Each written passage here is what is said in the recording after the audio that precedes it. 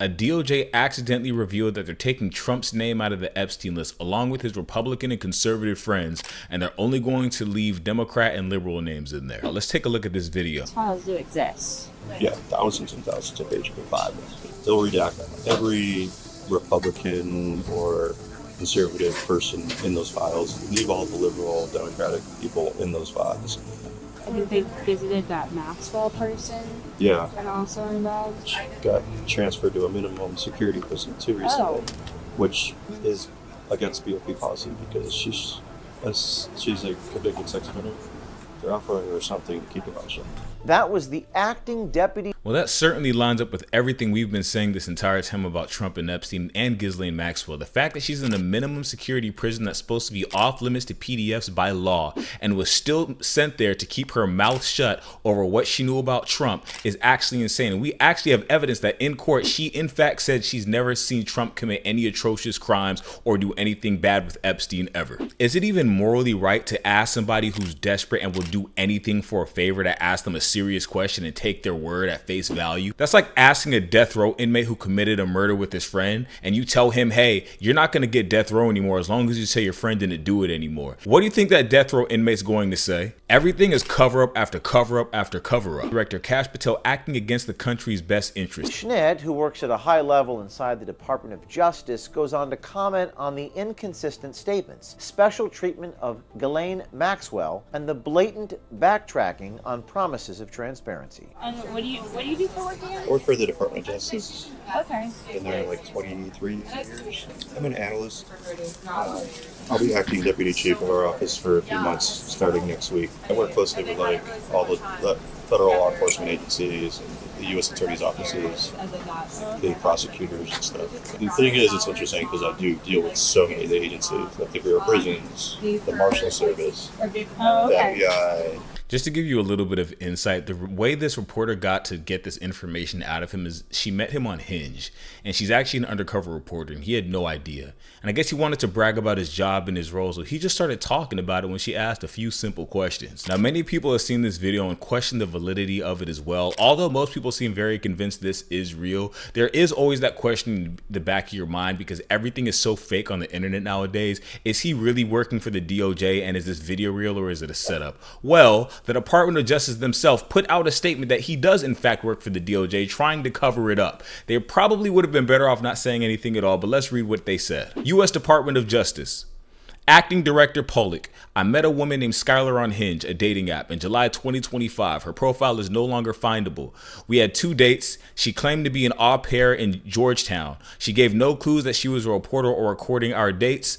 Had I had a clue, the first date would have been ended immediately and there would have been not have been a second one. I mean, obviously, you just admitted that all the information you give us is highly accurate information that you weren't supposed to share and it's confidential. Profile indicated I did government work but did not specify for which agency. I never discussed what I did at the DOJ. You did. We just watched the video. The comments I made were my own personal comments on what I've learned in the media and not from anything I've done or learned via work. I have no knowledge of the circumstances surrounding Miss Maxwell other than what is reported in the news. I also never divulged anything about what I do at work. I recalled that she asked if I had any knowledge about Maxwell, and I specifically said I only know what's been reported in the media. You actually told us that she was sent to a minimum security prison to keep her mouth shut. And there's actually another segment of this video where he mentions Kash Patel, and how Kash Patel actually wanted to release the Epstein list with Trump's name in it, but he's scared to lose his position, so he agreed to redact the name. Now, the FBI is restricted from releasing confidential information, so they have to listen to their most high up, which is Kash Patel. So if Kash Patel says you cannot tell anybody Trump's name is in these files and take every single mention of his name out of these files, they have to do that. Not only do we have an oligarchy defending corruption and running our government, but it's also nepotism. They're all friends, they're all making money together, and nobody wants to lose the massive amounts of money and power they've gained. And the way to not do that is to compliment Trump, even if it means defending PDFs, and even if it means a bunch of billionaires sitting at a table so they can make more money together. This includes Mark Zuckerberg, Tim Cook, Lisa Su, Sam Altman, Sundar Pichai,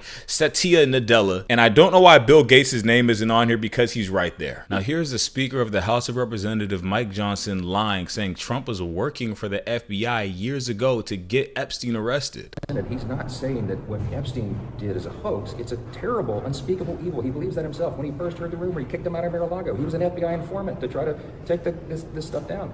The president knows and has great sympathy for the women who have suffered these unspeakable harms. It's detestable to him. He and I have spoken about this as recently as 24 hours ago. And he's Number one, Mike Johnson, did you just say that Trump didn't call this a hoax? Donors, sir. So this is a Democrat hoax. Very interesting. What did you say at the beginning again? He's not saying that what Epstein did is a hoax. It's a terrible, unspeakable evil. He believes that himself. When he first heard the rumor, he kicked him out of Mar-a-Lago. He was an FBI informant to try to take this stuff down. Trump was an FBI informant that tried to take the stuff down, and that's why his names are all over the list, and he has to erase the names.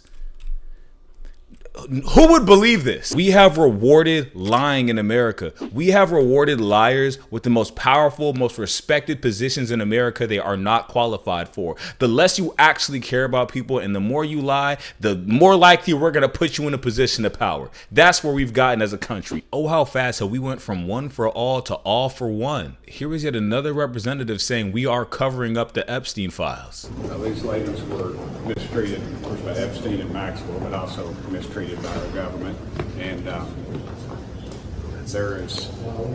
we got to rethink the whole files thing. Apparently, there's some files that they don't want out. So I've said all along, we need to protect these young ladies, but there are certain files. I don't want to disclose too much because obviously, but yeah, I think we need to protect these young ladies. Are you still going to sign on to Massey's discharge petition?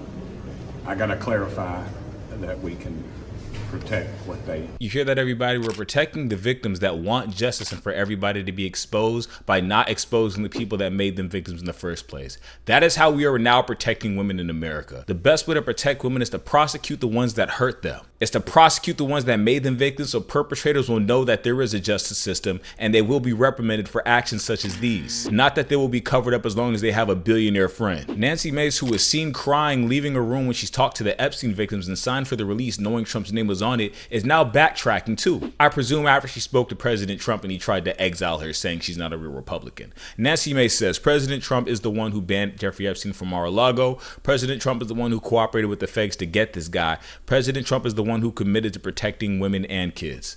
This actually infuriates me to read this because I know she's lying and I know she doesn't believe a word she's saying. These people act in their own self-interest because they're getting a paycheck. And the geniuses that voted for this in office really thought the billionaire was going to make them rich. They really confused the term DEI with the actual term nepotism and allowed nepotism to persist while discrimination continues in this country. We've reintroduced discrimination and reintroduced making the wealthy wealthier. And not only that, but they apparently have diplomatic immunity as long as they tell Trump, I like your shoes and I like your hair. Lastly, this Epstein pressure is definitely getting to Trump because he put out an entire wall of text, an entire essay condensed in a one paragraph like a kindergartner would do on how much he hates this case. Let's see what he had to say. The confused and badly fallen Democratic Party did nothing about Jeffrey Epstein while he was alive except befriend him, socialize with him, travel to his island, and take his money. I think Trump's talking about himself right here because once again, he is describing himself. The same way he said that the Democrats didn't want to release the Epstein list because the Democrats are on it and he found out him and his friends are on it and he wants to erase their names to frame them.